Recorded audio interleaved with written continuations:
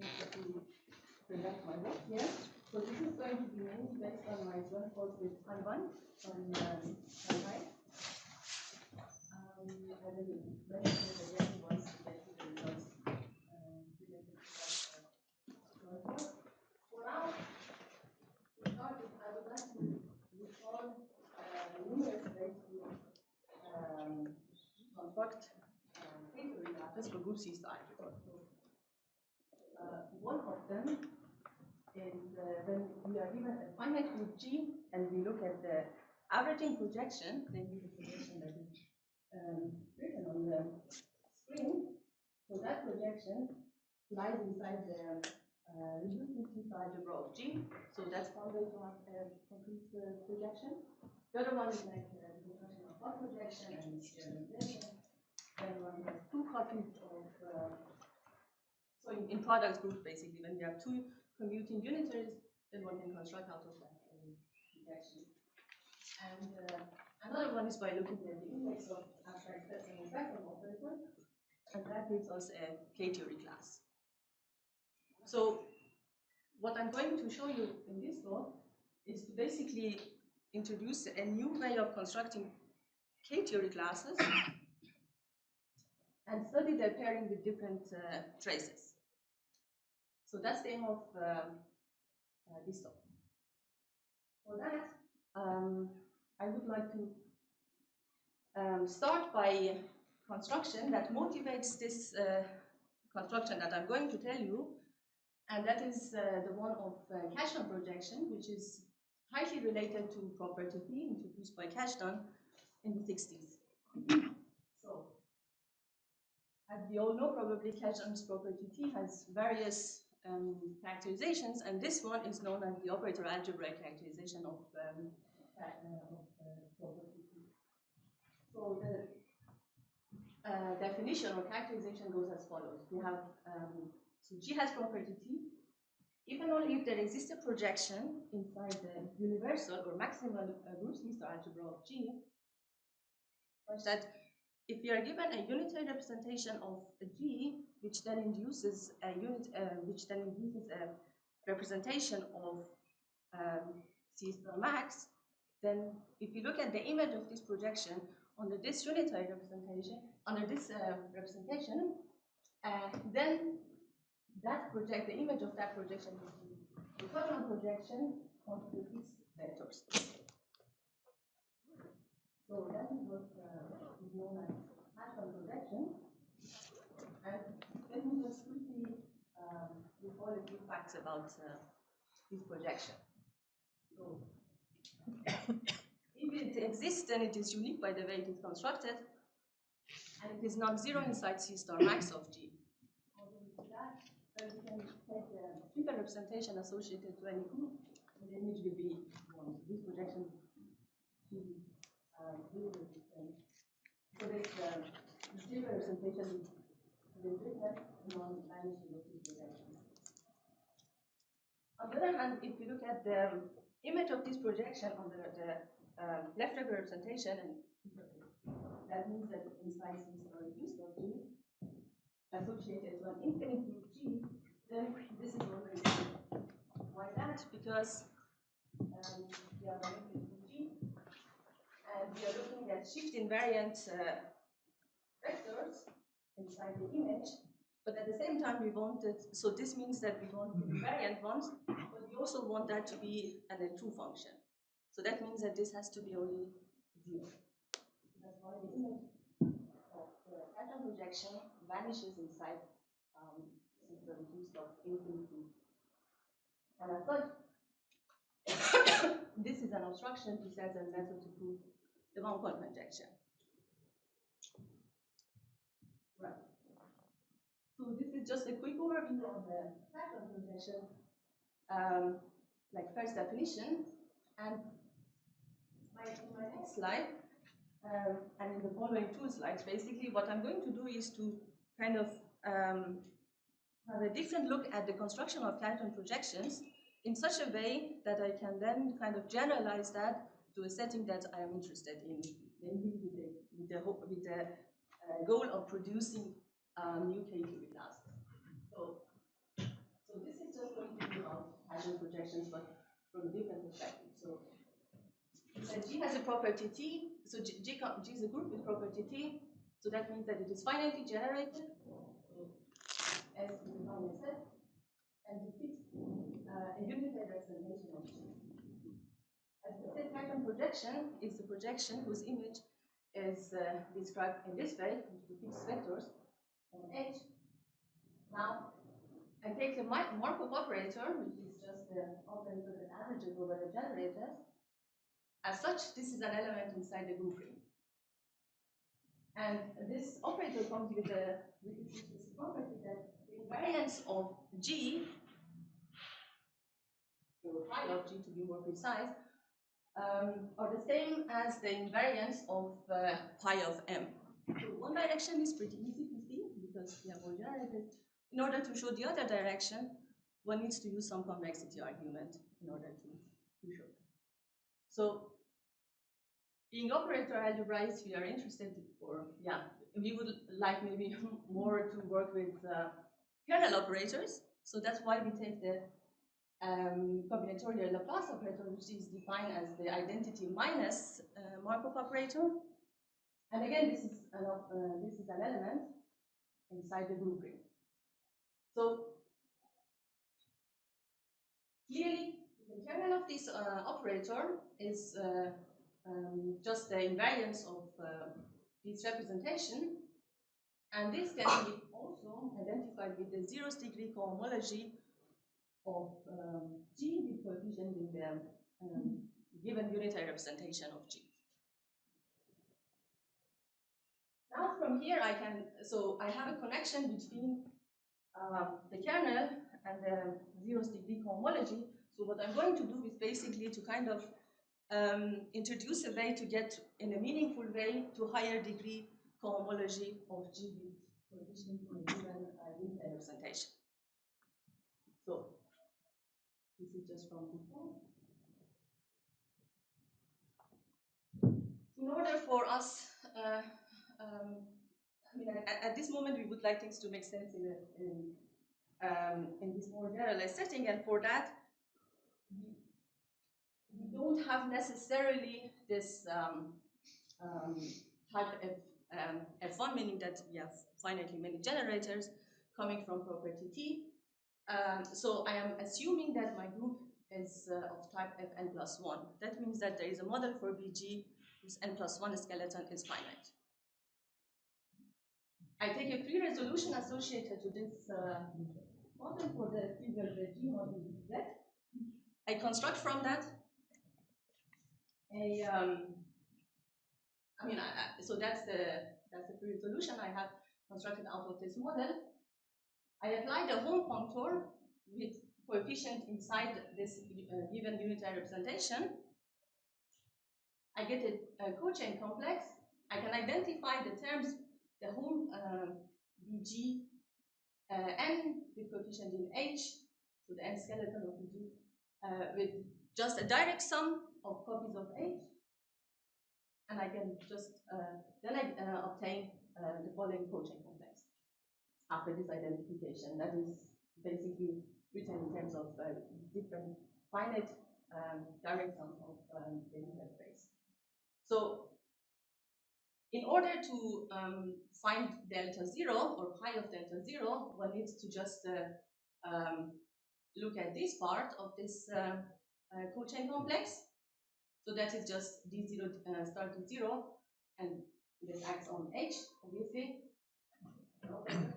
And now, in order to define a higher Laplace operator, I am looking at this part of the cochain complex, and in this case, I get contribution from the left and from the right. So my operator then would be like this.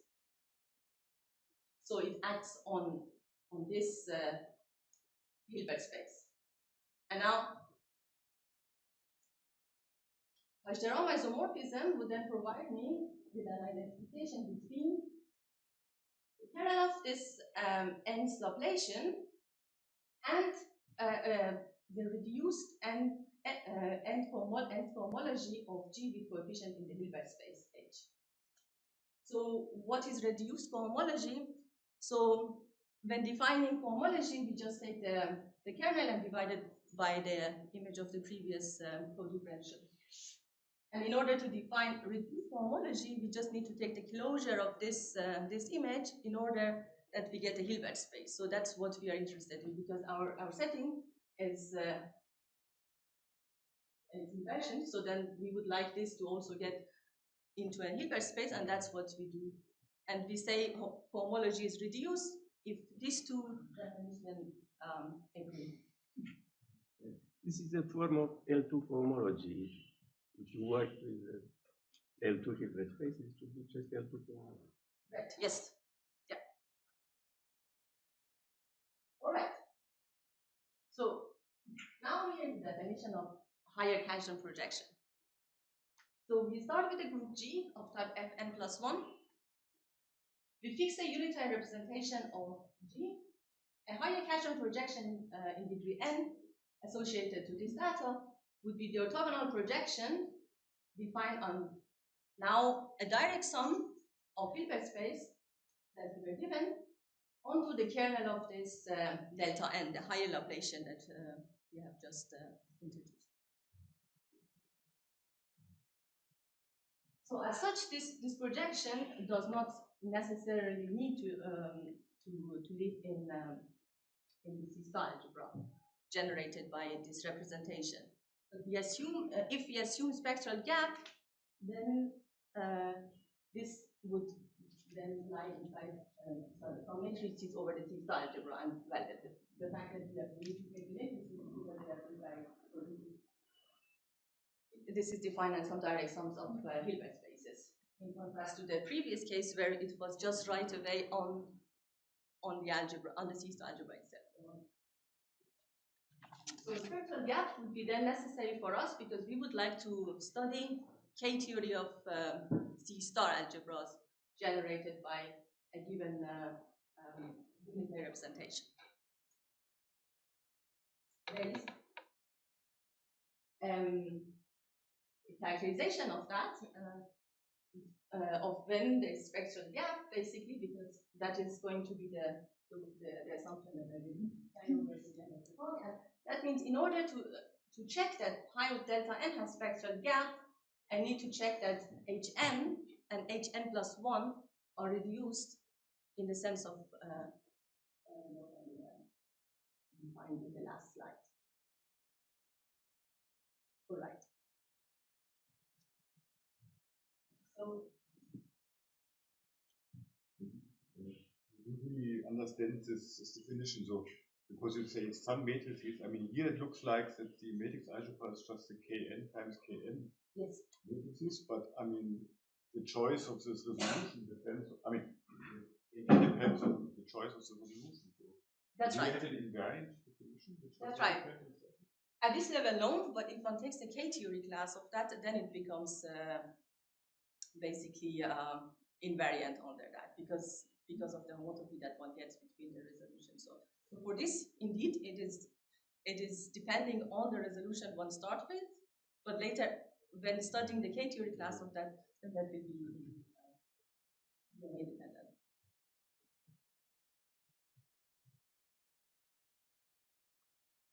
Right.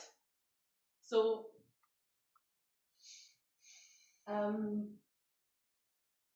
here I would like to recall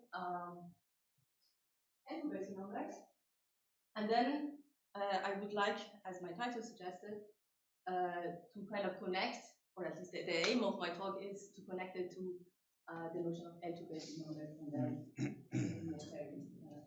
so what is Betti number? So nth Betti number of a group G is just the von Neumann dimension of the module, the reduced nth cohomology of G, now with coefficient in of G, and as such, it lies in this interval. I'm going to find it generated, so this is finally generated by the various starting one. The assumption was that G has property P of Kazhdan. No. G doesn't have any more Kazhdan. Because if it has, then the representation will be isolated. So exactly, yeah. So in the generalized setting, somehow we assume any G, any discrete group G, but of type Fn+1, so that everything becomes a bounded operator, and then we can do the construction. Yeah. So by construction such a module, so there is a projection that realizes the second line isomorphism that I have written, as NG module.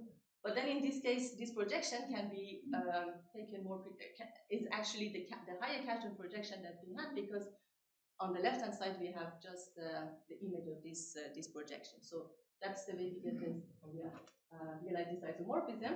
And now rewriting here, so n spelled L2 Betti number of G is just this von Neumann dimension that we had above, and then we replace it like this.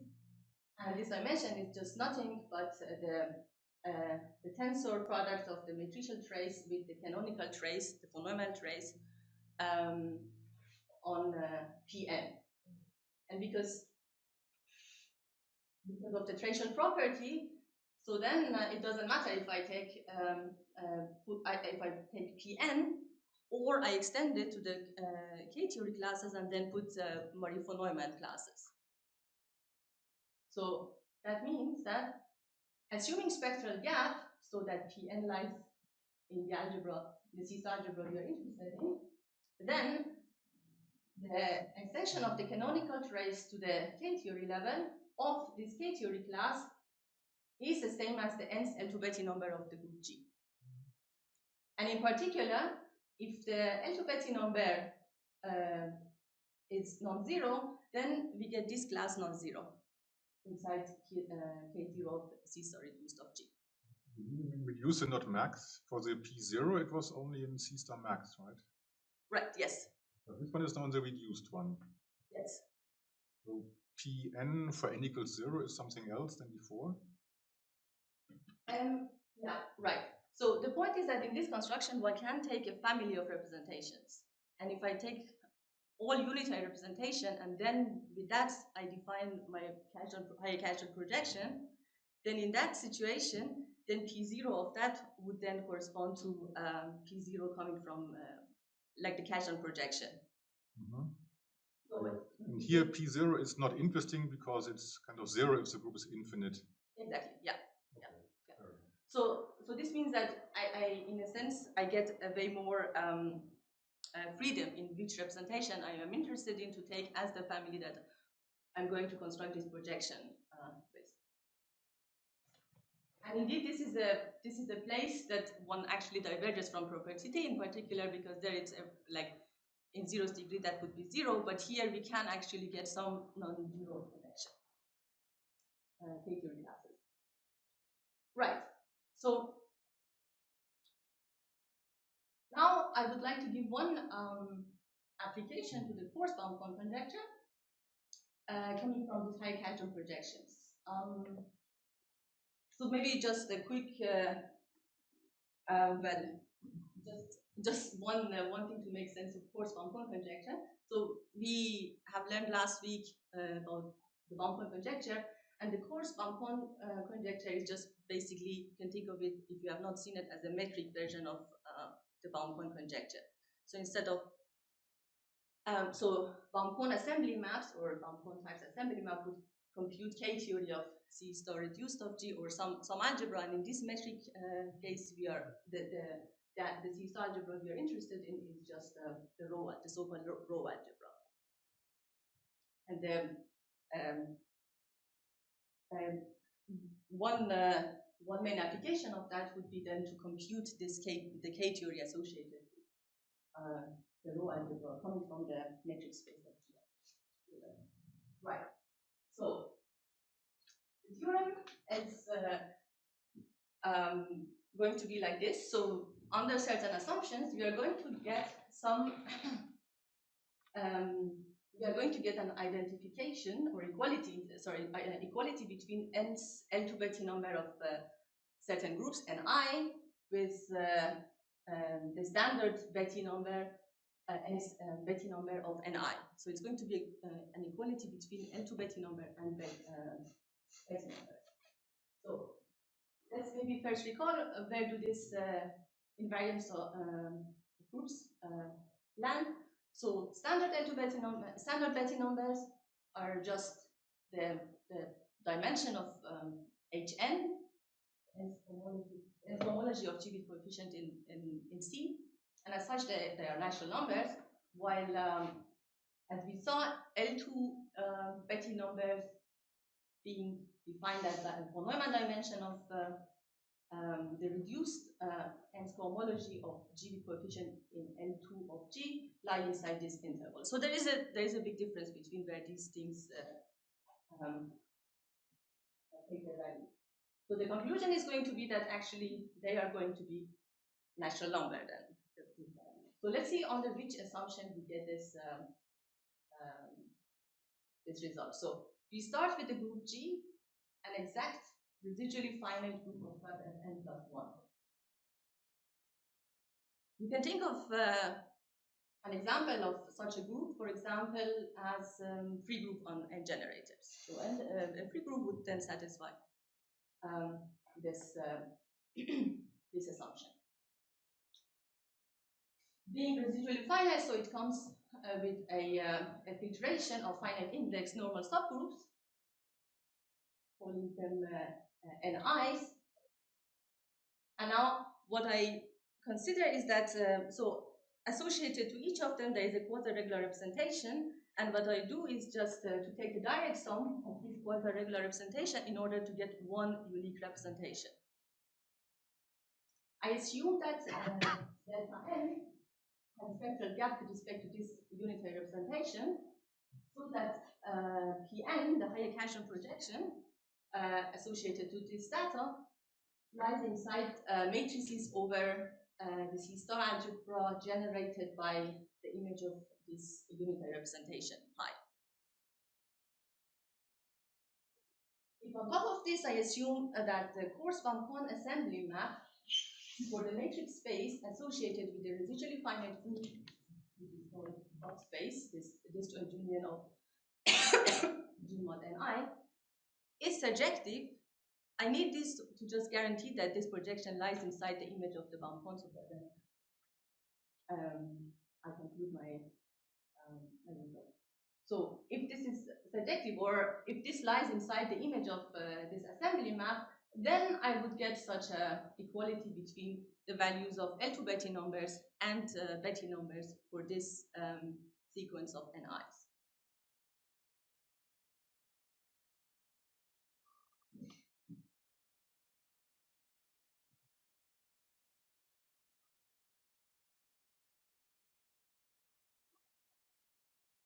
So maybe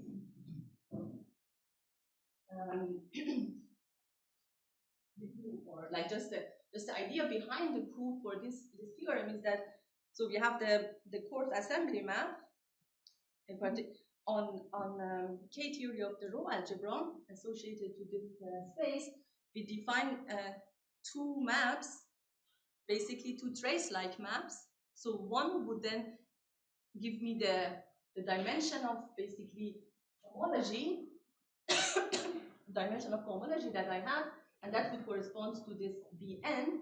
And on the other side, passing by product of C-star algebras, these point algebras of these NIs basically, then I can define standard canonical traces.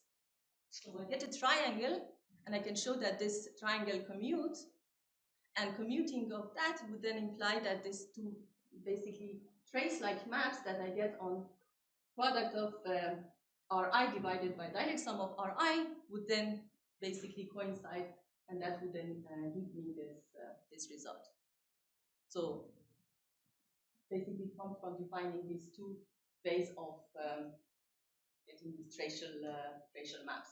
And exactness is a technical condition that we need in order to construct a proper homomorphism from the K theory of row algebra to the C-star algebra to this product C-star algebra I was mentioning. So that's where exactness come in. Right. So now we maybe get a better idea of how these Kazhdan projections can interact with Baum-Connes, or in this case, with coarse Baum-Connes conjecture. What I would like to do next, maybe before that, one, sorry. I forgot to, right. Right, maybe before moving on, I would like to mention that there is also a connection between this equality between L2 Betti numbers and Betti numbers here that we have, and Luke's approximation theorem. So in that situation, L2 Betti number of a group G, a residually finite group G, can be written as the limit of Betti numbers of MI over this. So G comes with a sequence of an IB residually finite group in that situation as well, mod out by the index of NIs in G. And here, rewriting the left-hand side, so I can interpret it as the L2 Betti number of G divided by the index. So I would get basically equality on the nose compared to a limit that is given in Luke's approximation theorem, but for the price that I'm assuming a way more than what he assumed. For in his case, basically, he just takes a residually finite group, and then one gets this limit formula. And here, one needs to assume a little bit more, but then in return, one gets an equality. So next, I would like to actually get a little bit more or a better understanding of what these projections are, because that was the aim, to understand them maybe a little bit more explicitly. So let's see a few examples.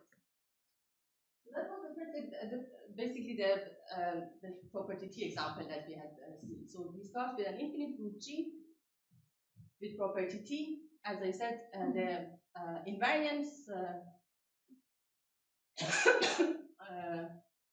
the fixed point for this one is just 0, so there is no invariant vector. So that means that G0 is 0 in that situation. So now let us look at the free group on N generator. So obviously this group does not have property T. But delta N has a spectral gap in the left regular representation. How do we check that? We check it via the lemma I gave from from Bader-Nowak, meaning that I need to check that H1 and H2 are reduced with coefficient in N2 of G.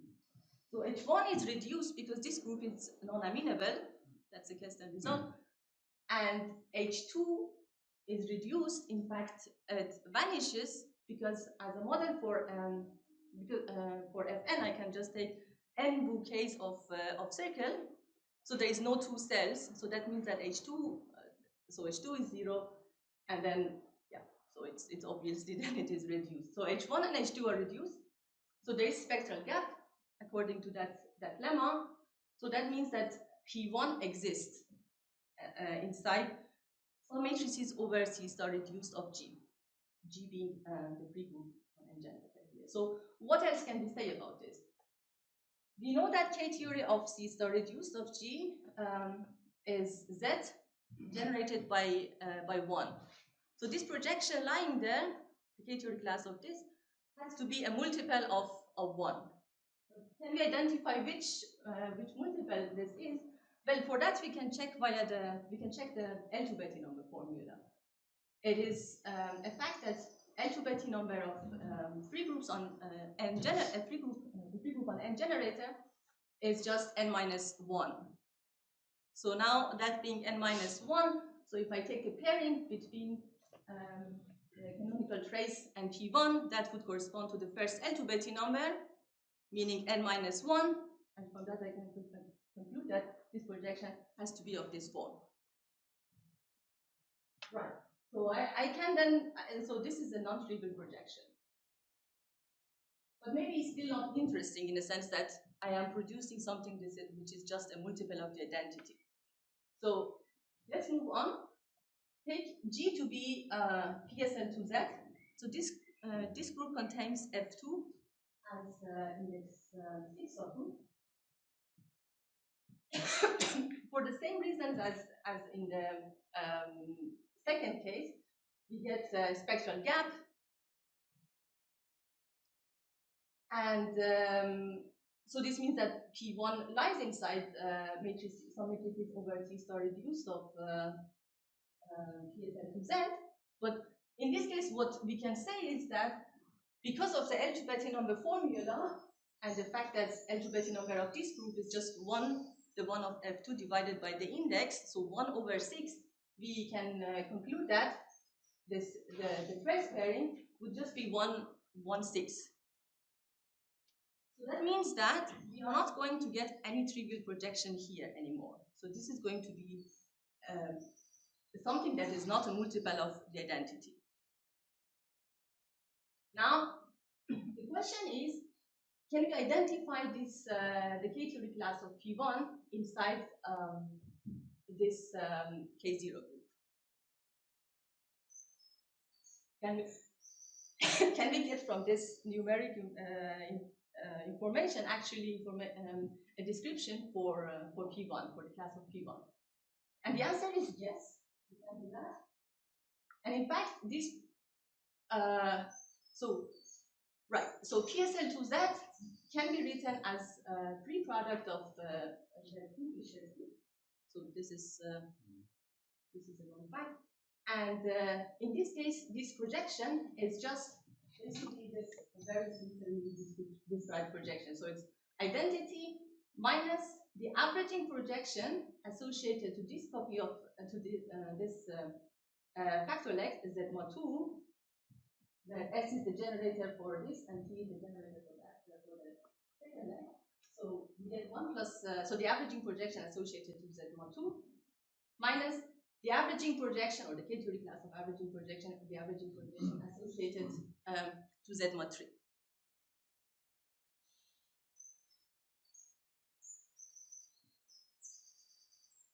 How to basically prove this?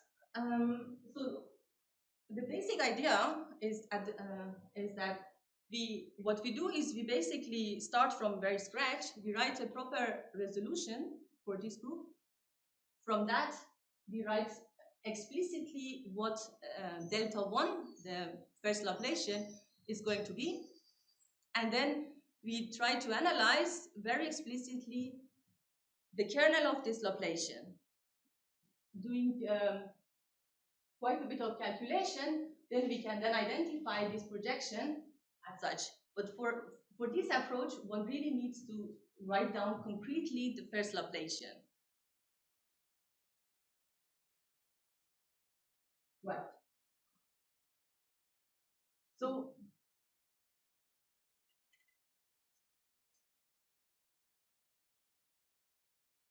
now here we have produced then a K-theory class, a non-trivial K-theory class in degree 1. The next step is, can we do that? Can we get non-zero high Kazhdan projections in other degrees, in higher degree? And the answer to this is yes. One can just take product of groups, in this case, product n copies of the free group on 2 generators and a finite group. And from that, one obtains that one gets that Pn, the K-theory class of Pn is just the averaging projection associated with this finite group F. Same basically method, same idea. We need to write down a resolution, in this case, product of them, and then kind of analyze and write down the delta, basically, yeah, from delta n, then construct the delta n, and then identify the kernel of delta n, and at the end, with a bit of work, one gets to this stage. But what is maybe good to notice here is that, as we saw in the second example, in the computation slide, we saw that F2, the first higher Kazhdan projection associated to F2, is just the identity. So in principle, one can think that, okay, so I get identity here, excess product of the identity. And then the one that remains is the averaging projection associated with this finite group. So that's why this then arises. All right. Now, having this explicit description of Hayek-Kazhdan projection seems to have a fruitful connection to what is in the literature and known as lot delocalized L2 Betti numbers. So before getting to the definition, that's the definition of delocalized L2 Betti number, I would like to first recall what a delocalized trace is, because they are defined using delocalized traces. So let G be a group and pick an element inside it. The delocalized trace tau G is a tracial functional defined on L1 of G, and it is defined in this way. So we basically take the conjugacy class of G and we look at the coefficients of elements appearing inside this conjugacy class, and we take the sum of all those values. So a difference to the canonical trace that we know is that for that, we just check the coefficient in front of the identity, and that is giving us the value of this trace on CG or L1 of G. But here, we take the sum of all coefficients that appear, whose index appear in the conjugacy class of the given elements. So there are two problems with this trace, and one is that, well, it's not a positive trace as it is with the other one. And the second one is that it does not extend to the closure necessarily. So we get a function like this at the level of L1. Now, let us, so as before G type Fn plus 1, we pick an element inside G, and Lot introduced this delocalized L2 Betti numbers as part of his basically delocalized L2 invariance, he did it for closed manifolds. So his definition is, so basically his setting is very analytic, and he has defined it, this invariance for closed manifolds. What Hank and I did, we would like to have it for groups, so that's why our length is also there, just to say that basically the setting that we're working is, I mean, can interact in a way that if the fundamental group of my group is a manifold, then I get the same thing as his. But in general, we are considering groups, while he did consider closed remaining manifolds. So what is the definition now? The nth L2 Betti number of delocalized L2 Betti number of G is just a limit of this trace, this delocalized traces of such heat operator. And if it exists, because the limit does not necessarily need to exist, but if it exists, then this is what we call as delocalized L2 Betti number of G.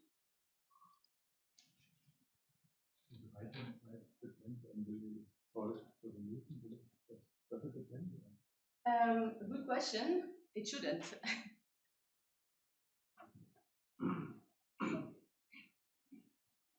It is very much work in progress. So, by the way, this part from this, delocalized L2 Betti numbers, it's part of my work in progress behind. But this is indeed one of the questions. In the case of a manifold, what kind of information does it give you? But so in the case of manifolds, yes, what one gets is that this is independent of the choice of metric that one chooses on the puts on the manifold. So then, right, but you still choose an element of the fundamental group with respect to which you compute this. No, that's, yeah. Well, in this case, it doesn't need to be that, but yeah, I mean, if one takes that, right, then I mean, what proof is when the manifold has hyperbolic fundamental? yes, In general. right, yeah, It's not known. that's right, yes, yeah. So in the case of hyperbolic manifolds, then indeed, yes, thanks. That is independent of the choice of metric, but not in general, yeah. Yeah. Right. But so soon I'm also, basically now I'm going to move to the hyperbolic situation and refer to one result by Pushnik, where he constructs for hyperbolic groups smooth subalgebras inside C reduced of G. And what do I mean by smooth subalgebra? Well, that means that it is a dense subalgebra of C reduced, which is closed on the holomorphic functional calculus, and it has the same K-theory as C reduced of G. On top of all of this, these delocalized traces that we have up here extend to this smooth subalgebra S. Now, that means that I get a functional from S, so I get a functional on S, and if I extend it to the level of K-theory, because K-theory of K0 of C reduced is by this definition is the same as that of S, then I get a trace map on the level of K0 of C reduced of G. So that's the advantage of moving to this hyperbolic situation, because then I have actually this new tool in which to then consider my various pairings. So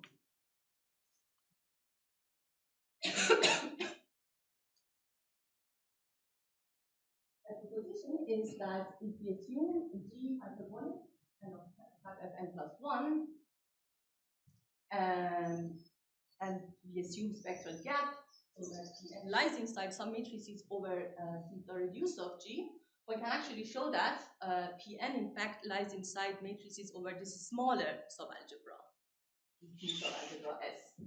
And that means that here we get a reduction, or kind of a nice simplification, the following way. So L2 Betti number of G were defined as a limit of tau G of these heat operators, but now because we have this continuity, so then I can switch this, and then I get the L2 Betti number of G as tau G of Pn, because Pn was the kernel projection associated with the Laplacian. So I can just write it as such a limit. And now how n's L2 Betti number of G would then be the value of this pairing. And again, because this is a trace, so one can extend it to the level of K-theory. So n's delocalized L2 Betti number of my group G with respect to a given conjugacy class is just such a pairing. And this is very much similar to what we had seen before with the classical L2 Betti numbers, where by the proposition I gave you, n's L2 Betti number of G would just be the pairing between the canonical trace with the K-theory class of higher Kazhdan projection degree n, and here we are basically just replacing that trace with the delocalized traces.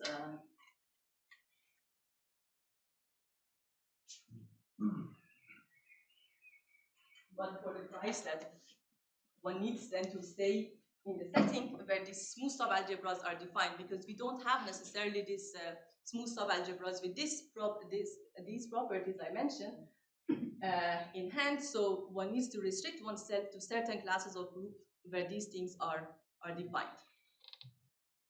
Then generally we cannot say anything about where this PN groups.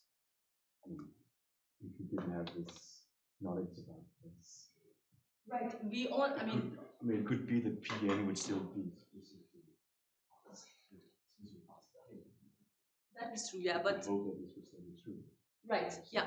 so in that case, one needs to basically do case-by-case analysis and see if in these situations, in that situation one would get. But let's say for hyperbolic groups or virtually nilpotent, one has this S and then. I don't know. Sorry? I was asking if there is any connection with not.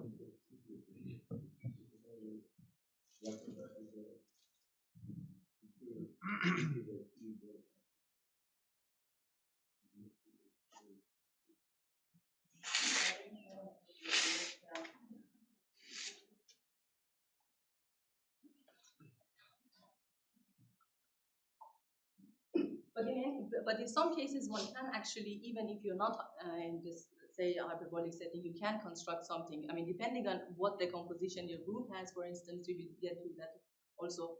So you might be able to construct this. But even more general than that could be possible, but then one needs to do case-by-case analysis maybe to see whether one gets this closeness or this kind of rapidly decaying. Yeah, for this projection, yeah.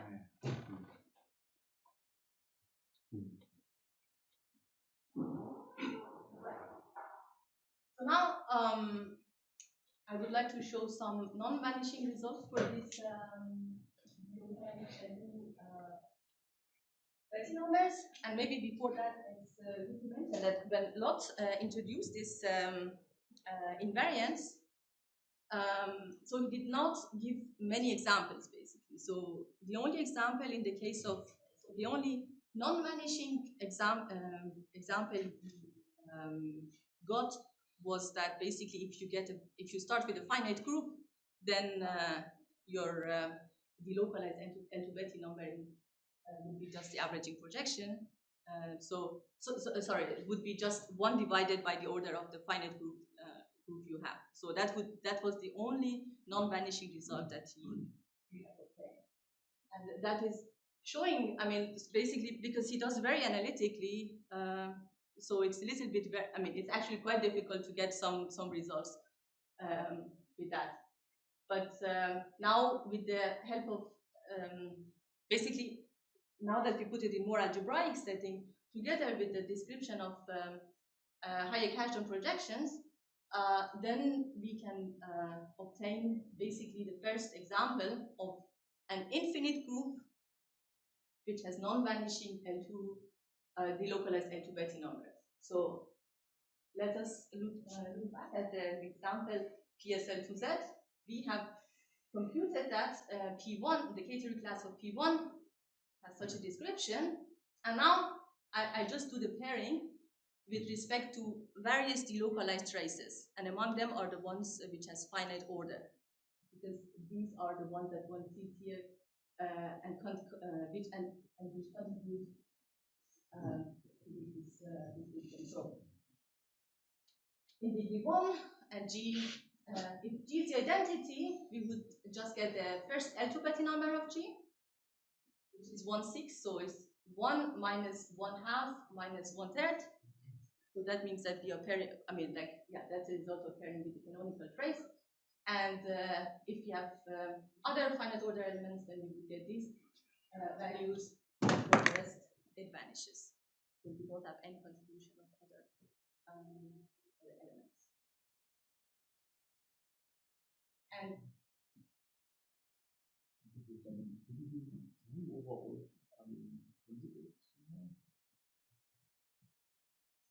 so it is a sum overall.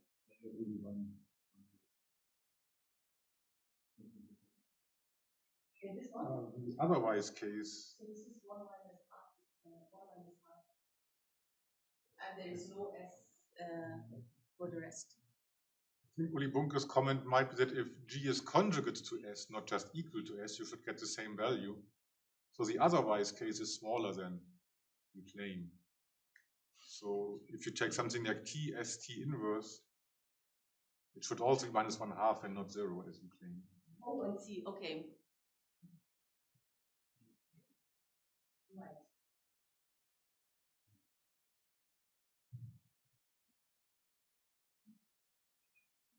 You should replace equal by conjugate too to make this. Right. Yeah. work. Right. Yeah.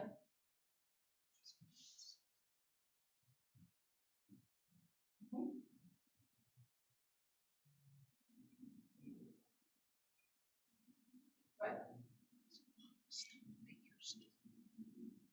So let's move on to the other example.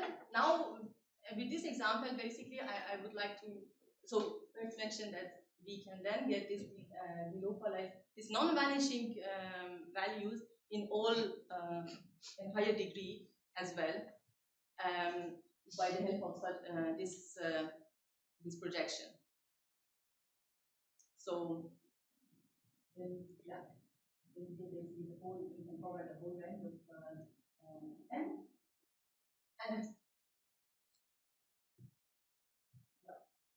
And let's now see a few vanishing results. So the first result is concerning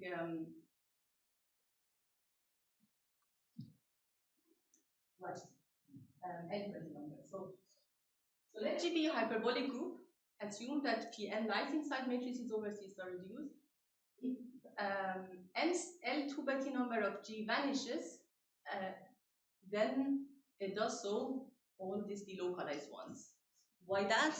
This is because if the L2 Betti number degree n vanishes, then the dimension, the cohomology vanishes, and that is the same as the higher Kazhdan projection vanishing, and that means that then the pairing would then give us 0. So that's why from vanishing of L2 Betti number we get vanishing of L2 Betti number. So that is the first connection to L2 Betti numbers, maybe this way.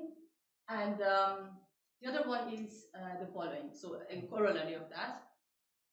So if G is a hyperbolic property T group, then the first L2 Betti number, a delocalized L2 Betti number of G vanishes for all G, and this is because property T has a characterization in terms of the first cohomology being reduced. Yeah, that's correct, but vanishing for all unitary representation coming as the coefficient. So that means that we get cohomology vanishing, and as a result, then we obtain high Kazhdan projection vanishing, and then the pairing vanishes.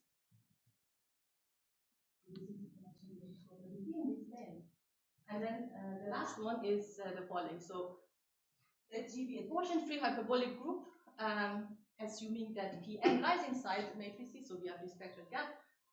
If n's L2 Betti number, n's delocalized L2 Betti number of G vanish for, then the n's delocalized L2 Betti number of G vanishes for all non-trivial G. And this is because we know for hyperbolic group, Baum-Connes holds. So if I have a K-theory class, so I can find a representative on the left-hand side, and I'm in a discrete setting, so I can actually find a representative that is on a manifold with a nice action. Then I can use Lipschitz fixed point formula which has a cohomological formula with respect to the fixed point submanifold, and then I get from there I can conclude that because my group is torsion free, then yeah, I get this pairing 0 for all non-identity.